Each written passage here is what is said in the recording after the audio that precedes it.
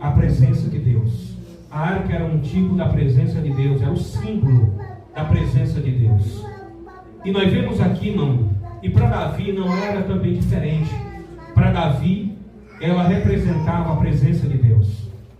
Davi, queridos irmãos, todos sabem, conhecem a história dele, eu creio que sim. É o segundo rei de Israel, né, que substitui Saul.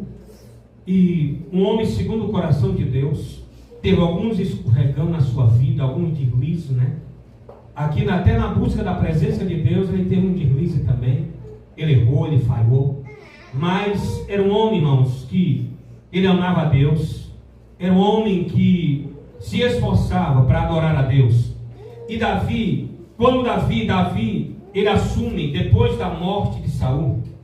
Nós vemos que antes da morte de Saul, nós vemos que a Arca da Aliança, ela foi, depois ali, ela foi transportada em uma das batalhas, no local que tem por nome Ebenezer, onde Israel perdeu uma batalha, ali com os filhos de Eli, o sacerdote Eli, na época de Samuel.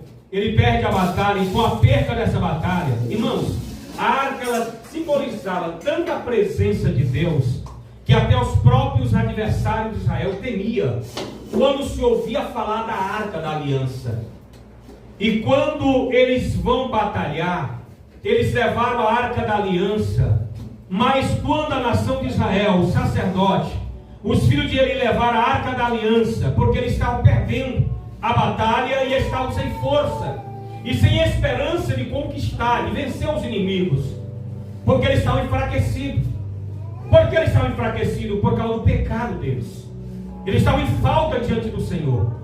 E a Bíblia diz que a única solução que eles viram para reverter o quadro daquela batalha era se fossem lá na cidade e buscassem a arca da aliança. E assim eles fizeram. Eles foram buscar a arca da aliança, levaram para o acampamento, e eles se acamparam em Ebenezer. E quando eles acamparam em Ebenezer, os filisteus se acamparam, se moram em Afeca. E a Bíblia diz, irmão, que quando eles se colocaram à disposição de lutar, os filisteus prevaleceram. Mas antes dos filisteus prevaleceram, quando ele ouviu o movimento no arraial, no acampamento de Israel, eles ficaram tremendo com medo. E eles perguntaram: o que é isso?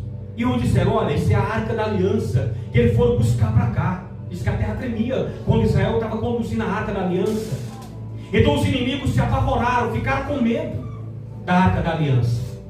Mas mesmo assim eles foram disputar a batalha. Na disputa da batalha, eles venceram Israel.